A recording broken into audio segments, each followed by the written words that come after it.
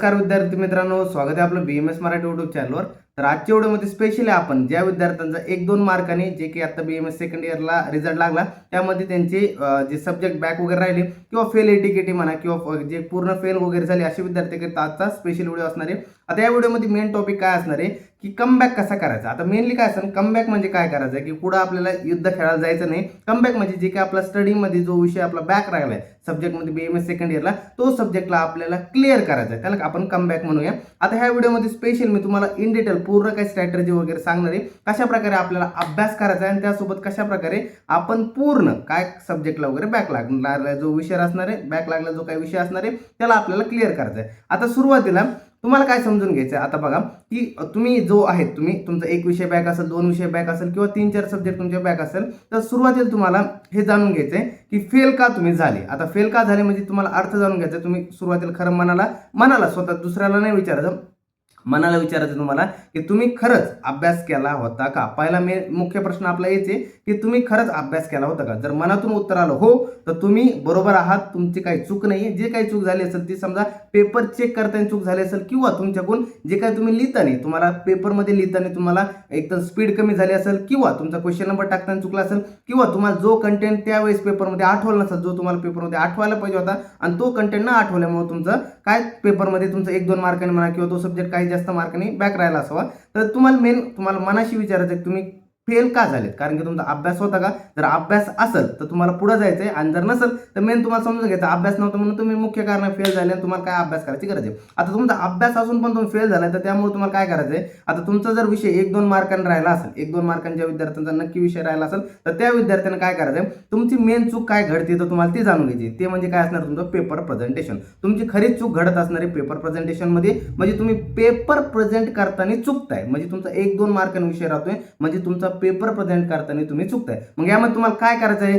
तर हे बघा बाळांनो, तुम्हाला करायचं काय तर तुमचा पेपर प्रेझेंटेशन सुधारायचं। म्हणजे तुम्हाला काय करायचं, एक तर तुम्हाला पेपर प्रेझेंट करताना तुम्ही कशा प्रकारे आन्सर मांडताय। आता तुमचे जे असणार आहे, तुम्हाला जे काही फोटोकॉपी वगैरे मागून घ्यायची असेल, जे की तुमचा बॅक विषय राहिला तुम्ही फोटोकॉपी सुद्धा मागून घेऊ शकता। याच्यावर तुम्ही ऑलरेडी व्हिडिओ बनवला की पेपर रिचेक टाकायचं का नाही, ते ऑलरेडी एक व्हिडिओ आहे आपल्या चॅनलवरती ऑलरेडी अवेलेबल आहे। त्याची लिंक तुम्हाला डिस्क्रिप्शन बॉक्स किंवा कमेंट सेक्शन मध्ये सुद्धा भेटून जाईल। तो व्हिडिओ नक्की बघा, म्हणजे जर तुम्हाला पेपर रिचेक टाकायचा आहे असे मला डाऊट असतील ना, तर नक्की तो व्हिडिओ बघा, तुम्हाला एक आयडिया होऊन जाईल काय करायचं काय नाही वगैरे। तर तुमचं एक मेन काय होतं, पेपर प्रेझेंटेशन आपला मुद्दा सुरू होता। तर पेपर प्रेझेंटेशन तुमचा 1-2 मार्कांनी सब्जेक्ट राहतो, म्हणजे पेपर प्रेझेंटेशन एक हा पॉईंट असू शकतो तुमचा की तुम्ही कुठं ना कुठं पेपर प्रेझेंटेशन मध्ये चुकताय। तर ती जर चूक तुम्ही सुधारली तर तुम्हाला 100% तुम्ही काय होता पास होता, म्हणजे नेक्स्ट टाइमला वगैरे जेव्हा तुम्ही अटेम्प्ट देताय त्यामध्ये तुम्हाला काय करायचंय। आता यामध्ये बघा पेपर प्रेझेंटेशन मध्ये तुम्ही बघायचं की तुम्ही फोटोकॉपी वगैरे मागून घ्या। त्यामध्ये बघा की सुरुवातीला हँड रायटिंग शेवटी काय होते, आता मोस्ट ऑफ द 3 तासाचा वेळ असतो, त्यामध्ये हँड रायटिंग सगळ्याची बदलते आणि कॉमन आहे, कारण की सुरुवातीला चांगली येते आणि शेवटला घाण येते। आता सगळ्यांसोबत घडते, माझ्यासोबत बी घडतं, तुमच्यासोबत बी घडतं आणि सगळ्यांसोबत कॉमन आहे। मग पेपर प्रेझेंटेशन आणखी काय का, तुम्ही बघा की तुम्ही पेपरमध्ये पॉईंट वाईज लिहिताय का,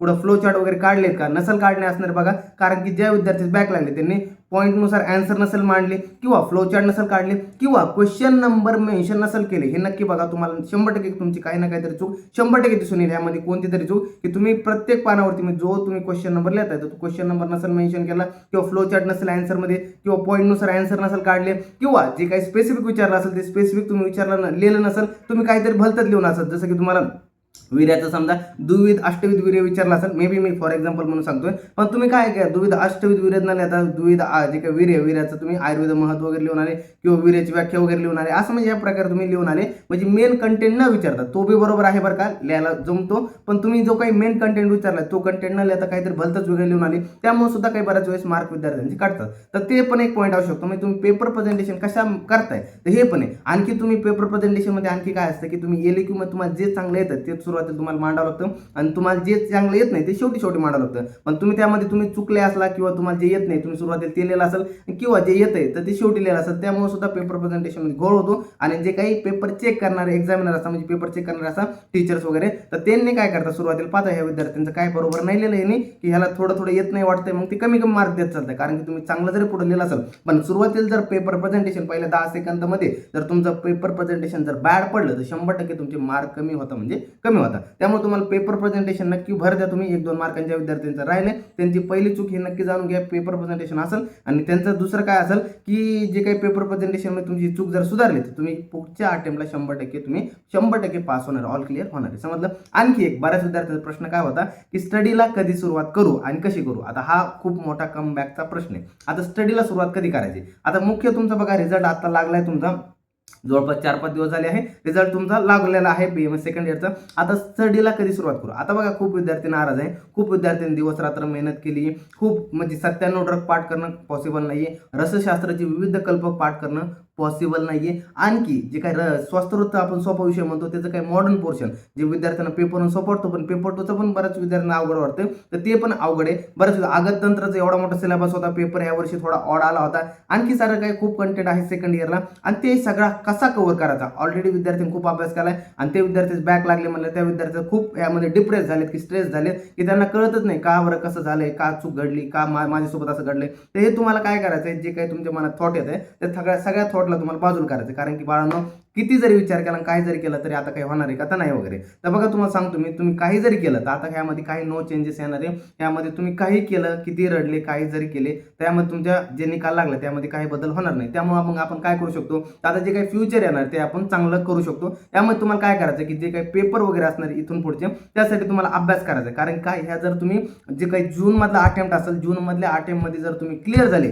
तर तुम्ही रेग्युलर बॅचमध्ये बसताल म्हणतो बरं का, रेग्युलर बॅचमध्ये येताल नाही म्हणत मी, रेग्युलर बॅचमध्ये बसताल. जे फुल फेल झाले, फेल तिकीट वाले तर म्हणजे ज्यांनी ए तिकीट लागले ते तर बॅच सोबत असणार आहे, पण जे 6 महिने बॅक म्हणतोय ना तर त्यांचे म्हणजे 2 महिने फक्त पेपर डिले असणार आहे. मनाला आपलं 6 महिने बॅक आहे तुम्ही, पण 2 महिन्यानुसार तुमचे 2 महिन्यानंतरच आता पेपर असणार आहे. आणि तसंच तुमच्या फायनल इयरला बी फक्त जेव्हा हे बॅचचे 2022-23 चे जूनमध्ये जे पेपर होतील नेक्स्ट इयर फायनलचे, तर तुमचे 2 महिन्यानंतरच तुमचे पेपर असणार आहे. जास्त काही डिफरन्स नसणार, 2 महिन्याच फरक असणार आहे. पण तुम्ही तुमच्या रेग्युलर बॅच सोबत जे काही 22-23 च्या बॅच सोबत बसू शकता, सिलेबस पूर्ण करू शकता. फक्त 2 महिने तुम्ही आहे ते 2 महिने पेपर जे तुमचे जून मध्ये होणार होते पुढचे, तर ते पुढे 2 महिने पुढे फक्त शिफ्ट होतील. म्हणजे बॅच सोबत आहे तुम्ही असं धरून चला. फक्त जे काही आहे म्हणजे तुम्ही त्या बॅच मध्ये नाही, ऑड बॅच मध्ये गेलेले आहेत, जे फेल आहेत बरं का, जे तिकीट आहेत ते बॅच मध्ये आहेत वगैरे. मग तुम्हाला काय करायचं, स्टडीला कधी लागायचं तर बघा जे विद्यार्थी खूप डिप्रेस झाले तुम्ही आठवडाभर तरी मनात शांती घ्या, कुठं फिरून या वगैरे, घरच्यांसोबत बोला, मित्रांसोबत जास्तीत जास्त बोला. तुम्ही काय मनातलं जे दुःख आहे तर घरच्यांपुढे मांडा की मी असा अभ्यास केला,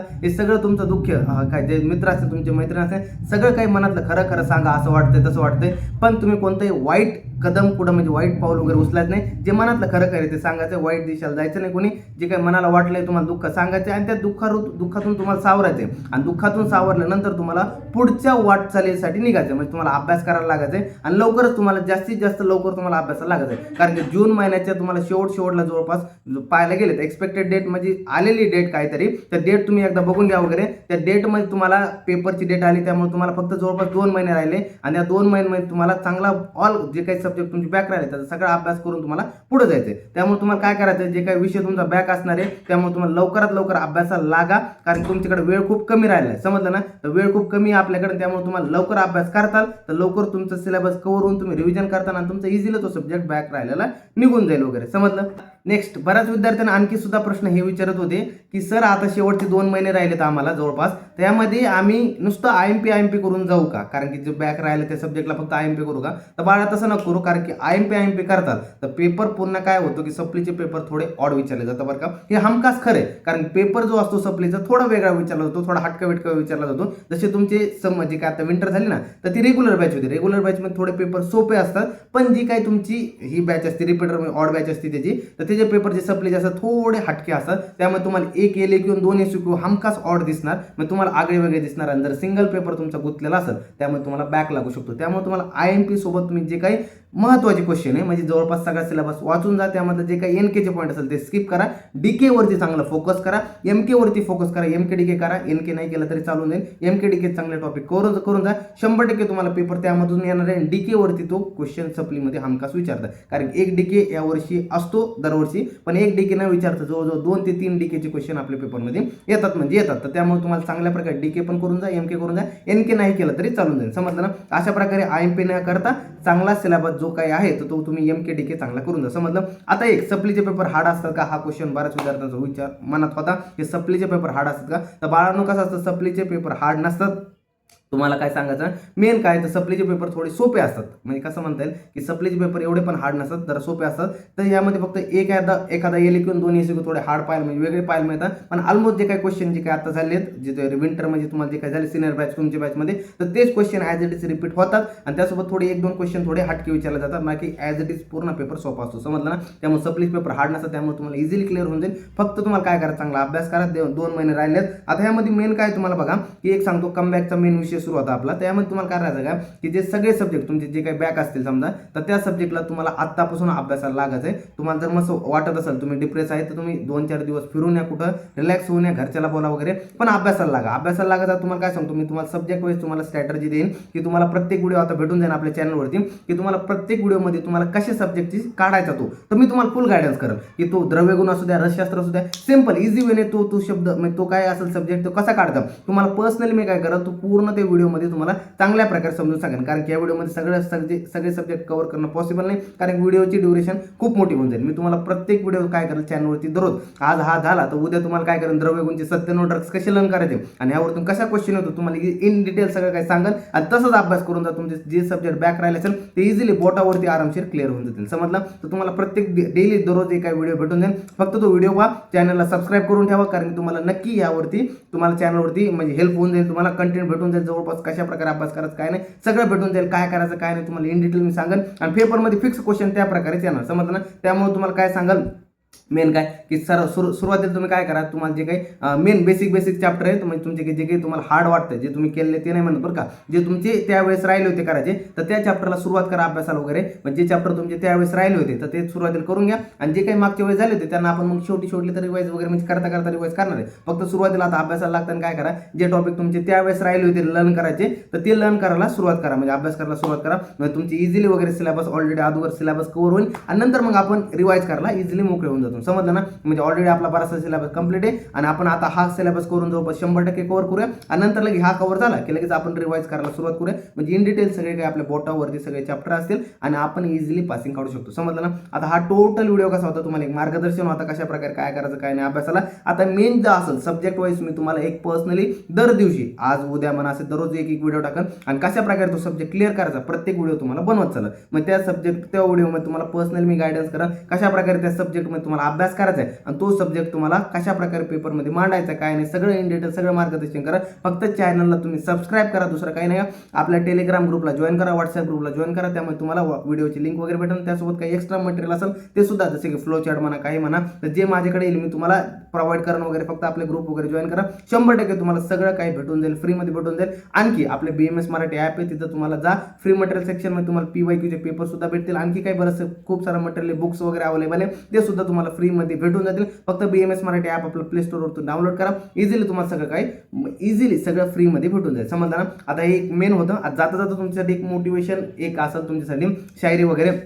आता मेन कसं असतं माहिती आहे का की तुम्हाला जी लागलेली ठेस आहे ती लागलेली ठेस तुम्हाला काय करायचं तुमच्या यशातून लोकांना दाखवायची. मेन कोणाला तुम्हाला काही भांडायचं नाही, बोलायचं नाही. लोक तुम्हाला हसत असतील, लोक तुमचा मजाक उडवत असतील, कारण की 1-2 मार्कांना राहिला किती नालायक की असं तसं म्हणत असतील, पण कोणाला काही बोलायचं नाही. आपल्यावर जी वाईट वेळ आली ती बोलून नाही दाखवायची, आपल्याला करून दाखवायची. त्यामुळे तुम्हाला काय की तुमच्यावर जे काही वेळ आली ना तर तुम्ही बोलायचं नाही, तुमचं जे काही रिझल्ट आहे रिझल्ट बोलला पाहिजे. तर तुम्हाला मेन काय करायचं आहे की तुमचा स्वतःचा अभ्यास करायचा आहे. तुम्हाला दुसऱ्याला आता लोकांपुढे तोंड देऊ नका, कारण 2 महिने वेळ राहिला, ह्यामध्ये तुम्हाला सब्जेक्ट क्लिअर काढून तुम्हाला बॅक टू द नॉर्मल यायचं आहे, कमबॅक करायचं आहे. त्यामुळे तुम्हाला काय करायचं, कोणाला काय बोलत बसत नाही, जे झालं गेलं स्वतःच्या मनात ठेवा. कोण काय बोलतं फक्त ध्यानात ठेवा. लोक वगैरे जे काय असेल कोणी असेल ध्यानात ठेवा की आज आपल्या वाईट क्षणात लोक कसे वागताय आणि सुखाच्या क्षणात येणार लोक कसे वागणार आहे. तर तुम्हाला तोंडावरचे ते बोलणारे माणसं तुम्हाला इझिली कळून जातील. त्यामुळे तुम्हाला काय वाईट मनाला घ्यायचं नाही की ह्या समय तुम्हाला जो काय आलाय हे तुम्हाला देवाने अपॉर्च्युनिटी दिली, काहीतरी नवीन घडून आणायची, स्वतःमध्ये बदल घडून आणायची. त्यामुळे तुम्हाला कुठेही नाराज व्हायचं नाही, चांगला अभ्यासाला जिद्दीने वाटायचं,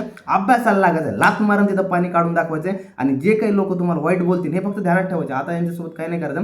पेपर जेव्हा रिझल्ट लागेल रे बाबा तर एका मजा पाहिजे त्यावेळेस. समजलं ना? तर मेन जाता एक काय की जो आग लगी है तुम्हारे सीने में उसे एक दिशा दो, जो आग लगी है तुम्हारे सीने में उसे एक दिशा दो और तुम क्या कर सकते हो इस जमाने को दिखा दो.